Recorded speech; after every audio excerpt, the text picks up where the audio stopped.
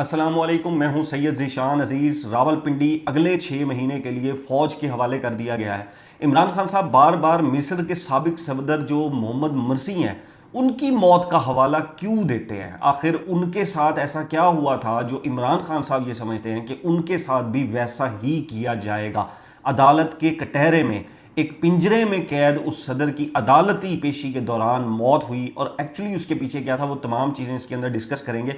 बिलावल के पास 15 से 20 दिन है और इन 15 से 20 दिन में बिलावल ने ये फैसला करना है कि वो अब इत्तेहादी रहेंगे या अपोजिशन बेंचों के ऊपर मौलाना और पीटीआई के साथ मिलकर दमादम मस्त कलंदर का ऐलान करेंगे। और आज जो सदर लाहौर हाई कोर्ट बार हैं उन्होंने ये ऐलान किया है कि अगर हुकूमत इमरान खान साहब को हस्पताल मुंतकिल नहीं करती है और वो ट्रीटमेंट नहीं करवाती है, बाबर मुर्तज़ा साहब ने ये ऐलान किया कि जैसे ही छुट्टियां ख़त्म होंगी हम फिर पंजाब असम्बली के बाहर धरना देंगे। और ये एक्चुअली वो मूवमेंट का आगाज़ होगा जो सितंबर में जो वकला की मूवमेंट के बारे में बात की जा रही है कि अली अहमद खुद साहब ने भी बात की थी कि हम वो मूवमेंट का आगाज़ करेंगे। ये वो मूवमेंट की का एक आगाज़ भी हो सकता है और गवर्नमेंट इस मूवमेंट को रोकने के लिए भरपूर कोशिश करेगी। और ये जो अदालती छुट्टियां ये सितंबर के पहले हफ्ते में ख़त्म होंगी।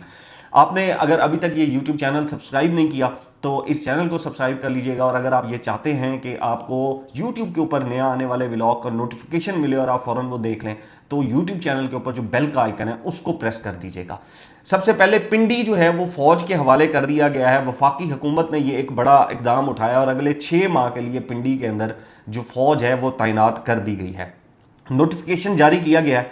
जारी नोटिफिकेशन के मुताबिक रावलपिंडी में फौज तैनाती की मंजूरी आइन के आर्टिकल 245 के तहत दी गई है। अफवाज पाकिस्तान की 3 कंपनियां 6 माह के लिए रावलपिंडी में तैनात रहेंगी। महकमा दाखिला पंजाब की दरखास्त पर वफाकी काबीना ने रावलपिंडी में फौज की तैनाती की मंजूरी दी है। एलामिया के मुताबिक फौज जिले इंतजामिया के साथ मिलकर अमन व अमान की सूरत हाल बरकरार रखेगी। हसास मकामात और अहम शाहराहों पर सिक्योरिटी के इंतजाम को मौसर बनाया जाएगा। अगले 6 माह जो आपको बताते आए हैं कि सितंबर, अक्टूबर, नवंबर, ये इंतहाई क्रूशल है पाकिस्तान की सियासत के लिए। एक तो पीटीआई ऐलान कर चुकी है 27 सितंबर की कॉल का और सोहेल अफरीदी साहब से कल जब पूछा गया तो उन्होंने ये कहा है कि 27 सितंबर की जो लॉन्ग मार्च की कॉल है वो बिल्कुल बरकरार है और पहले से ज़्यादा शिद्दत से होगी। और इमरान खान साहब ने जो अंदर से पैगाम भिजवाया सोहेल अफरीदी साहब को, वो एक्चुअली सोहेल अफरीदी साहब के लिए मजीद प्रेशर बना चुका है। वो पैगाम सोहेल अफरीदी साहब को अज़मा खान साहिबा ने जो इमरान खान साहब का पैगाम दिया और वो ये था कि जो कर रहे हो उसको तेजी से करो, उसको और डबल करो और उसको तेजी से करो, उसको जल्दी से करो। यानी कि लॉन्ग मार्च जो आप कर रहे हो उसको तेजी से करो, उसको जल्दी करो, मजीद उसको मौसर करो और ये लॉन्ग मार्च लाजमी करो। अब इस मैसेज का मतलब तो ये, तो सोहेल अफरीदी साहब के बाद इस वक्त जो प्रेशर है वो पहले से ज्यादा डबल हो गया। पहले तो ये एक खदशा था कि इमरान खान साहब लॉन्ग मार्च का कहते हैं नहीं कहते हैं, अब तो पैगाम आ गया कि लॉन्ग मार्च करो, लॉन्ग मार्च करना है और जो कर रहे हो एक्चुअली वो और तेजी के साथ करो। तो एक तो ये खदशा जाहिर किया जा रहा है लॉन्ग मार्च के हवाले से। दूसरा, आगे 28वीं तरमीम आनी है और कुछ ऐसी तरमीम आनी है जिसमें सियासी जमातें या लोगों की तरफ से कुछ ऐसे रिएक्शन की उम्मीद की जा रही है। एक्सपेक्ट किया जा रहा है कि लोग बाहर ना निकल रहे हैं, लोग रिएक्शन ना दे दें। उसके तनाजुर में भी ये बातें हो रही हैं कि जी ये जो 6 माह के लिए फौज के हवाले किया गया है ये वो भी वजह है। फिर आगे वकला की भी चंद जो है वो एक्टिविटीज होनी है, ये जो अली अहमद खुद साहब ने बताया। और आज लाहौर हाई कोर्ट के जो सदर हैं बाबर मुर्तज़ा साहब बार के, उन्होंने भी ये ऐलान किया है कि अगर हुकूमत इमरान खान साहब को शिफा इंटरनेशनल हॉस्पिटल शिफ्ट नहीं करती और इलाज नहीं करवाया जाता तो फिर छुट्टियां खत्म होने के बाद पंजाब असम्बली के बाहर जो है वो धरना दिया जाएगा। और ये धरना एक्चुअली अगर शुरू हो जाता है तो ये अली अहमद खुद साहब की वो जो उन्होंने कहा था कि हम छुट्टियों के बाद अपनी एक लॉयर की मूवमेंट शुरू करेंगे, तो ये उसका एक आगाज होगा। वो फिर सिर्फ लाहौर में नहीं रहेगा, वो फिर पूरे पंजाब के अंदर फैलेगा और फिर उसके बाद ये चीजें बढ़ती जाएंगी। तो गवर्नमेंट को आने वाले महीनों में शदीद खतरा है कि वो किसी ना किसी तरीके से जा सकती है, उनके ऊपर प्रेशर बिल्ड हो सकता है। तो पिंडी को तो पहले ही जो है वो फौज के हवाले कर दिया गया और उसकी अहम बिल्डिंग्स, अहम अमारात जो है वो उनकी जो निगरानी है वो अब फौज के हवाले कर दी गई है। अच्छा, बिलावल के पास एक तो वक्त 15 से 20 दिन का है। एक तो मैं आपको क्लियरली अपने पिछले व्लॉग्स में बता चुका हूं कि बिलावल के ऊपर एस्टेब्लिशमेंट की तरफ से क्रॉस लग चुका है, बिल्कुल खत्म, कि मौजूदा जो हाइब्रिड निज़ाम है इसमें आज की तारीख 22 अगस्त तक बिलावल की कोई जगह नहीं है। कुछ भी नहीं मिलने वाला बिलावल साहब को। तो अब बिलावल साहब के पास 15 से 20 दिन है। 15 से 20 दिन में उन्होंने या तो एस्टेब्लिशमेंट के साथ अपने मामलात ठीक करने हैं, या फिर उन्होंने इत्तेहादी जमात को छोड़कर मुस्लिम लीग नून को आइसोलेट करके उन्होंने अपोजिशन की जमातों के ऊपर आकर बैठना है, और ये आगे आने वाले 2 से 3 हफ्तों के अंदर करना है, वरना बिलावल साहब फिर सिंध में बैठेंगे, वफाक में इनकी कोई जगह नहीं होगी। एस्टेब्लिशमेंट इनके ऊपर वैसे क्रॉस लगा चुकी है, और अगर अपोजिशन जो मुत्तहिदा अलायंस बन रहा है ग्रैंड, JUIF का, TTAP का, और फिर जो PTI का अलायंस बन रहा है, इसमें और भी कुछ लोग जो है वो आएंगे, और अगर उसके अंदर बिलावल को नहीं लिया जाता और ये वक्त पर शामिल नहीं होते तो फिर बिलावल के लिए बड़ा प्रॉब्लम है। फिर बिलावल को एस्टेब्लिशमेंट के आगे लेटना ही पड़ेगा इसके, क्योंकि यहां वाले भी अगर एक्सेप्ट नहीं करते तो बिलावल के पास कोई रास्ता नहीं है। या फिर बिलावल सिंध वापस जाए और वहां पर अपने नेशनलिस्ट को जो है वो इकट्ठा करें और मरसू मरसू सिंध नडेसू का नारा जो है वो लगाएं। इससे पहले जो है वो मिस्र के जो सदर हैं इमरान खान साहब बार बार हवाला देते हैं कि मेरे साथ जो है वो मोहम्मद मुर्सी वाला जो है वो सलूक किया जा रहा है। ये एक्चुअली वो फिल्म जो है वो रिपीट की जा रही है जो मोहम्मद मुर्सी के साथ किया गया था। बहुत से लोगों को पता है कि मोहम्मद मुर्सी कौन था, बहुत से लोगों को नहीं पता। तो मैं आज आपको बताता हूं, मोहम्मद मुर्सी जो है ये इजिप्ट का पहला जमहूरी सदर था जिसको लोगों ने जो है वो मुंतखब किया था। फिर उसके बाद यह हुआ कि इनकी मुंतखब होने के चंद अरसे बाद ही, गालबन 1 साल के बाद ही लोग जो है वो बाहर निकल आए थे, उन्होंने एहतजाज शुरू कर दिए थे। और मोहम्मद मुर्सी का यह कहना था कि एक्चुअली उनके खिलाफ फौजी बगावत हुई है, फौज ने उनके खिलाफ बगावत की है, लोगों को उकसाया है, लोगों को बाहर निकाला है। और मुर्सी को तब जब लोग बाहर निकले थे तो पकड़ा भी फौज नहीं था, फौज ने पकड़ के इनको 3 से 4 महीने लापता रखा था नामालूम जगह के ऊपर, और फिर इनको सामने लाया गया था और इनके ऊपर केसेस चलाए गए थे। अब मुर्सी और इमरान खान साहब क्या कनेक्शन क्या है कि जी क्या कनेक्शन है? मोहम्मद मुर्सी को हाई ब्लड प्रेशर की शिकायत हुई थी, उनको डायबिटीज का इशू था। खान साहब को भी हाई ब्लड प्रेशर का इशू है। मोहम्मद मुर्सी को अद्वियात नहीं दी जाती थी, मोहम्मद मुर्सी का इलाज नहीं करवाया जाता था, डॉक्टर्स उनका ट्रीटमेंट नहीं करते थे, उनको जेल में उनकी सुनवाई नहीं होती थी। इमरान खान साहब खुद बता चुके हैं कि डॉक्टर्स मेरी बात नहीं सुनते, डॉक्टर्स मेरा इलाज नहीं करवाते, मेरे साथ बातचीत नहीं की जाती, मेरा प्रॉपर ट्रीटमेंट नहीं करवाया जाता। ये खान साहब की आंख के इशू के ऊपर भी हुआ था, और अब ब्लड प्रेशर के इशू के ऊपर भी डॉक्टर उस्मा खानम साहिबा ने ये बताया कि मैं इनको बताता रहता हूं कि मेरी तबीयत खराब है, लेकिन ये लोग मेरी बात नहीं सुनते हैं। ये एक ममासलत है। दूसरी ममासलत ये कि मोहम्मद मुर्सी का अपनी फैमिली के साथ कनेक्शन तोड़ दिया गया था, यानी कि उनकी अपनी फैमिली के साथ बातचीत, उनकी अपनी फैमिली के साथ मुलाकात बिल्कुल बंद कर दी गई थी। एक्सेस नहीं थी फैमिली की, अद्वियात, डॉक्टर्स, ट्रीटमेंट, फैमिली, उनके साथ मुलाकात, उनके साथ बातचीत, सब कुछ मोहम्मद मुर्सी का बंद कर दिया गया था। मोहम्मद मुर्सी को बिल्कुल कैद कर लिया गया था। इमरान खान साहब के साथ भी यही हो रहा है। उनकी अद्वियात, उनका इलाज वो खुद बता चुके हैं कि बार बार शोर डालने के बाद होता है, डॉक्टर्स नहीं सुनते हैं उनकी, वहां पर जेल इंतजामिया उनकी नहीं सुनती है, और फैमिली के साथ मुलाकातें भी उनकी बंद है, उनका टीवी भी बंद है, उनके अखबार भी बंद हैं, फैमिली के साथ मुलाकात, कोई बातचीत, सब कुछ बंद है। इमरान खान साहब की अपने बेटों के साथ भी बातचीत नहीं करवाई जाती है। यह दूसरी ममासलत। तीसरी ममासलत यह है कि मुर्सी को लगभग 5 साल कैद तन्हाई में रखा गया था। सॉलिटेटरी जो कंसाइनमेंट है उसके अंदर रखा गया था, 5 साल कैद तन्हाई के अंदर। और इमरान खान साहब को भी पिछले लगभग 1 साल से यह बताया जाता है कि उनको कैद तन्हाई के अंदर रखा जा रहा है। इमरान खान साहब की मुलाकातें नहीं होती, इमरान खान साहब का कुक उनसे बात नहीं करता, वो किसी को सलाम करते हैं उसका जवाब नहीं दिया जाता, उनसे उनकी बहनें मिलने जाती हैं, उनकी मुलाकात नहीं करवाई जाती, उनके वकीलों की मुलाकात नहीं करवाई जाती, उनके बच्चों से बातचीत नहीं करवाई जाती। तो इमरान खान साहब को मुसलसल कैद तन्हाई में रखा जा रहा है। इस कैद तन्हाई की वजह से उनका स्ट्रेस लेवल 3+ के ऊपर है, और 4+ लास्ट स्टेज होती है स्ट्रेस की। 3+ के ऊपर उनका स्ट्रेस लेवल है, एंजाइटी उनकी बहुत ज्यादा है, नींद में उनको प्रॉब्लम है, जिसकी वजह से लेक्सोटनल टैबलेट जो है वो उनको दिन में 3 दफा आधी आधी करके दी जा रही है, रिलैक्स करने के लिए टैबलेट। स्ट्रेस, एंजाइटी ये बहुत ज्यादा है, जिसकी वजह से ब्लड प्रेशर भी उनका शूट होता है, पल्पिटेशंस भी उनकी होती हैं, उनकी हार्ट बीट का भी उनका प्रॉब्लम हो रहा है, कहते हैं सर के अंदर शदीद जो है वो दर्द होना, ये तमाम चीजें उनके साथ होती हैं। ये ममासलत है मोहम्मद मुर्सी के साथ, ठीक है। अब चौथी के ऊपर आ जाए। मोहम्मद मुर्सी बार बार ये कहते रहे कि उनको स्लो पॉइजनिंग की जा रही है, बार बार वो ये कहते रहे, अदालत के अंदर भी वो कहते रहे कि उनके साथ स्लो पॉइजनिंग हो रही है, उनकी जान को खतरा है, उनको मार दिया जाएगा।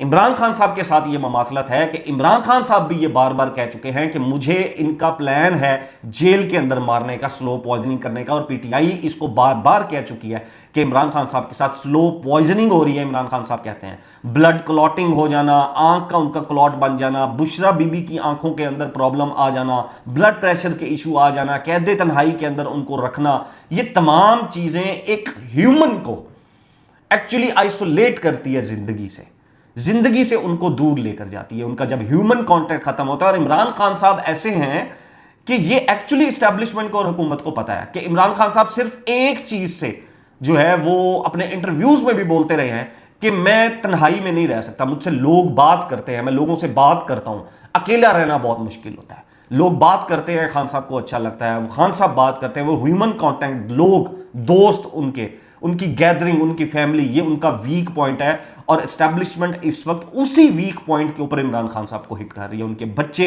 उनकी फैमिली, इसी के ऊपर बार बार जो है वो खान साहब को हिट किया जा रहा है। पांचवा पॉइंट, मोहम्मद मर्सी को जब अदालत के अंदर लाया जाता था तो एक साउंड प्रूफ जंगले के अंदर लेकर आया जाता था, पिंजरा। वो साउंड प्रूफ पिंजरा हुआ करता था। मर्सी अंदर से चीखते रहते थे, बाहर आवाज नहीं आती थी। सिर्फ तब आवाज आती थी जब माइक को या चीजों को खोला जाता था और मोहम्मद मर्सी बात करते थे और बाहर जो है वो आवाज आती थी। मोहम्मद मर्सी को इस तरह ट्रीट किया जाता था। मोहम्मद मर्सी बारहा कह चुके थे कि मैं इन अदालतों को नहीं मानता, मेरे ऊपर झूठे केसेस बनाए गए, और एक्चुअली उनके ऊपर एक हमास वाला जो है वो बनाया गया था, और जो केसेस उनके ऊपर बनाए गए थे वो तमाम खत्म हो गए थे। जिस तरह इमरान खान साहब के ऊपर बेवकूफाना वाले बेतुके इद्दत का भी केस जो है वो घटिया तरीन बनाया गया था। बाद में फिर लाया गया वो केस जो है वो बनाया गया कि जी लोग बाहर निकले, उकसाया उनको, उनके ऊपर तशद्दुद किया, तो ये बड़ा जो है वो उनके ऊपर केस बच गया था। तो ये मोहम्मद मर्सी के साथ हुआ था, और इमरान खान साहब का इसके साथ भी सेम हो रहा है कि इमरान खान साहब भी कह रहे हैं कि मुझे इस अदालती निजाम के ऊपर एतबार नहीं है, ये अदालती निजाम मुझे जो है वो रिलीफ, मेरा कानूनी हक नहीं देगा। और ये हम देखते आ रहे हैं अदालतों का जो हाल 26वीं और 27वीं तरमीम में हुआ, और पहले भी बड़ी कोई अदालत थी जो हुआ है, वो हमारे और आपके सामने है। ये वो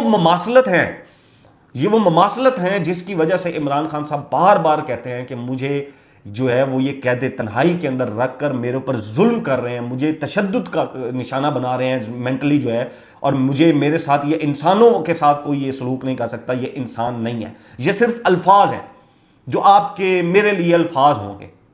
कल जब उनकी बहनों ने ये प्रेस कॉन्फ्रेंस की थी तो मेरा नहीं ख्याल कि कोई सख्त दिल वाला शख्स भी इमरान खान के हक में ना बोला हो कि उसका ट्रीटमेंट कराओ, उसके साथ धोखा फ्रॉड क्यों किया, उसको पिम्स क्यों लेकर गए, सुप्रीम कोर्ट का ऑर्डर क्यों नहीं माना, बेशर्मी और बेगैरती क्यों दिखाई गई।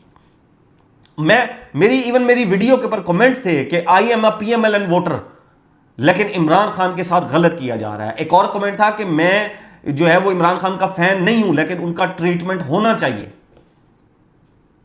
तो ये इस वक्त हालात हैं, और ये इस वक्त जो है वो चीजें हैं जो सामने आ रही हैं। अच्छा, अब जो है वो बिलावल साहब वाला भी मैंने आपको बता दिया। सोहेल साहब के ऊपर इस वक्त सबसे ज्यादा प्रेशर है। सोहेल साहब ने जो है वो अफरीदी साहब ने इस वक्त चीजों को ओवरटेक करना है, और उन्होंने चीजों को जो है वो लेकर चलना है। कल जब ये प्रेस कॉन्फ्रेंस हुई तो उसके ऊपर फिर काफ़ी चीज़ें हुई। मुझे खुद को भी लगा कि ये प्रेस कॉन्फ्रेंस नहीं होनी चाहिए थी, शायद सुप्रीम कोर्ट के अंदर जाकर ये प्रेस कॉन्फ्रेंस जो हुई, ये तमाम बातें सुप्रीम कोर्ट के अंदर लेकर जानी चाहिए थी, क्योंकि सुप्रीम कोर्ट ये ना कहे कि उन्होंने कंटेम्प्ट ऑफ कोर्ट किया है तो आपने भी कंटेम्प्ट ऑफ कोर्ट किया और आपने बैठकर जो है वो बात की है, और आपको ये बात नहीं करनी चाहिए थी। बहरहाल तो ये उसके अंदर चीज़ें ये चलना शुरू हो गई कि जो प्रेस कॉन्फ्रेंस है उसकी बजाय इनको जो है वो PTI को एक्चुअली पिटीशन डालनी चाहिए थी तौहीन अदालत की, और उसके ऊपर जो है वो मतीउल्लाह जान साहब ने कल एक ट्वीट किया था, और उसके अंदर उन्होंने कहा था कि PTI के कानूनदान और वकला ने देर कर दी है।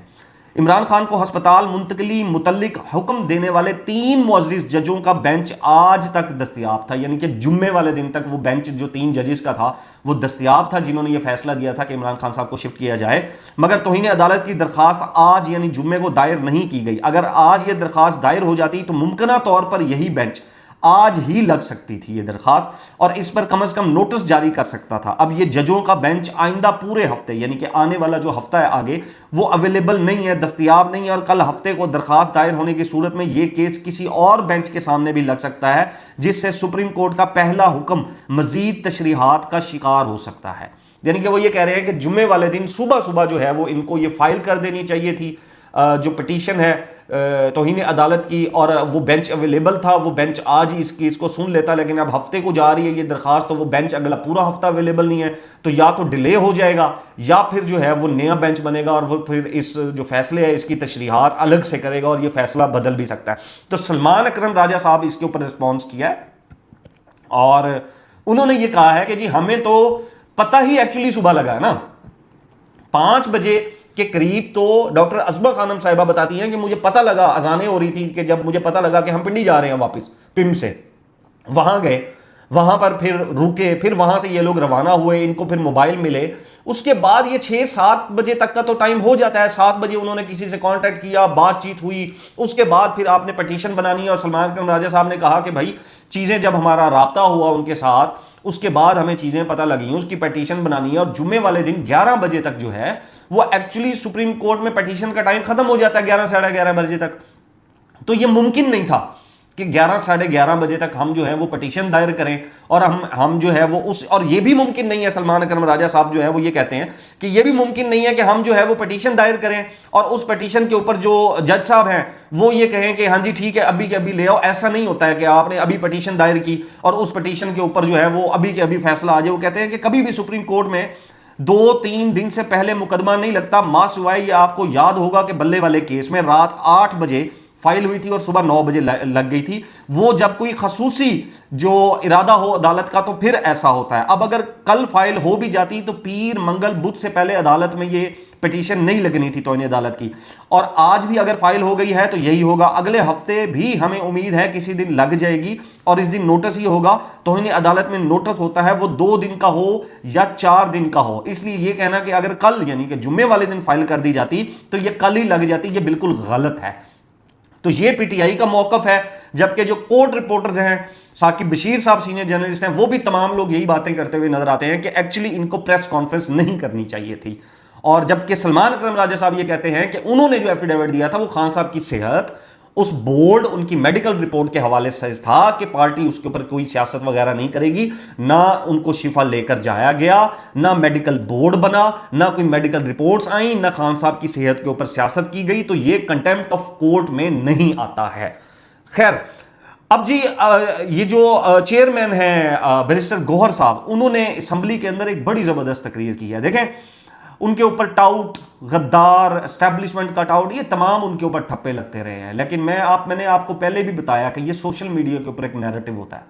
ये नैरेटिव कुछ लोग उठाते हैं, उस नैरेटिव को उठा के वो किसी बाकी जो लोग हैं वो उसको बाय करते हैं, कि कोई उसको बाय करता है, कोई उसको बाय नहीं करता, ये सबकी अपनी चॉइस होती है, लेकिन मेजॉरिटी उसको बाय करती है, एक चीज़ देखती है। अब अगर आप उसके कोई पूछ लें कि सबूत क्या है तो वो अजीबो गरीब किस्म के सबूत आना शुरू हो जाएंगे। तो बीइंग अ जर्नलिस्ट मेरे पास तो ये भी सबूत नहीं है कि अली अमीन गंडापुर गद्दार था, सुहेल आफरीदी गद्दार है, या बैरिस्टर गौहर साहब जो है वो गद्दार है, सलमान अकरम राजा साहब गद्दार है, या वो टोला एक्चुअली जो ये कहता है कि बहनें ये नहीं चाहती कि इमरान खान साहब का इलाज हो, तो बहनें जो है वो अपनी सियासत के लिए बीच में आ रही हैं, तो बहनें गद्दार हैं। तो मेरे पास तो इन स्टूपिड चीज़ों का कोई जवाब नहीं है। मैं तो अपने फतवे नहीं जारी कर सकता हूँ इन स्टूपिड किस्म की चीज़ों के ऊपर के हर बंदा ही गद्दार है, सिवाय जो है वो उन लोगों के जो गद्दारी के फतवे बांध रहे हैं। तो बैरिस्टर गौहर ने एक बड़ी ज़बरदस्त जो है वो कौमी असम्बली के अंदर स्पीच की है। वो ये कहते हैं कि मैं तो बतौर चेयरमैन ये कहता हूँ कि मेरा हक ही नहीं बनता कि आपके साथ इस हाउस में कौमी असम्बली के अंदर मैं मजीद बैठूँ। इन सब का भी नहीं बनता कि ये बैठें। हमारे वोटर हमसे यही पूछते हैं। मैं अल्लाह को गवाह बना के कहता हूं कि मैंने आज जाना था, हम प्रोग्राम करते जुम्मे वाले दिन मेरी वालदा की वफात के बाद, इन्होंने आज अपने गांव जो है वो जाना था, इनकी पिछले हफ्ते वालदा की वफात हुई थी। वो कहते हैं कि मैं इन वोटर्स को फेस नहीं कर सकता, जिसकी वजह से मैं अपनी वालदा के लिए जो जुम्मे का प्रोग्राम मैंने करना था मैं वहां पर नहीं जा सका। वो लीडर जिसकी वजह से हम बैठे हुए हैं, जनाब स्पीकर आप हमें किसी कोने में पहुंचाना चाहते हैं, ये फैसला आप कर लें। मैं ख्वाजा आसिफ पर छोड़ता हूं, वो सीजन सियासतदान है। आप फैसला कर लें, हमें कबूल है। आप कहते हैं आप इस कोने से निकल जाएं, हम निकल जाएंगे, 2 मिनट नहीं लगाएंगे। एक्चुअली बैरिस्टर गौहर साहब गुस्से में थे और बैरिस्टर गौहर साहब ने यह अंदिया दिया था कि वो कौमी असम्बलियों से भी निकल सकते हैं, इस्तीफे दे सकते हैं। मेरा ख्याल है कि ये एक अजीबो गरीब किस्म का फैसला होगा इस्तीफे देना। पहले भी पंजाब केपी असम्बली में जो है वो इस्तीफे दे के कोई खास फायदा नहीं हुआ था। वो अपोजिशन के भी ये काबिल नहीं रहेंगे। वहां पर एक्चुअली इलेक्शन हो जाएंगे और ये जो शरीफ गवर्नमेंट है, शहबाज शरीफ, ये मजीद सीटें जीतकर पीपल्स पार्टी की जो इनको जरूरत है वो भी ये खत्म कर लेगी अपने लिए। तो ये मेरे ख्याल में एक कोई अक्लमंदाना या दानिशमंदाना जो है वो फैसला नहीं होगा। बहरहाल अब इस वक्त जो है वो पीटीआई, JUIF, तहरीक तहफ़्फ़ुज़ आइन पाकिस्तान, TTAP मिलकर एक अपोजिशन का मुत्तहिदा अलायंस बना रहे हैं और ये टफ टाइम देंगे। अब ये जो गवर्नमेंट है जो एक्चुअली ये पंगा लेके बैठ गई है शिफा इंटरनेशनल हॉस्पिटल वाला, या तो ये तहरीक अदम एतमाद से जाएगी या फिर ये 27 सितंबर के लॉन्ग मार्च से जाएगी। इसके ऊपर तफसीली गुफ्तगू अगले व्लॉग के अंदर करेंगे। अब तक के लिए इतनी। नेक्स्ट व्लॉग तक अपना और अपने इस चैनल का ख्याल रखिएगा। अल्लाह हाफिज़।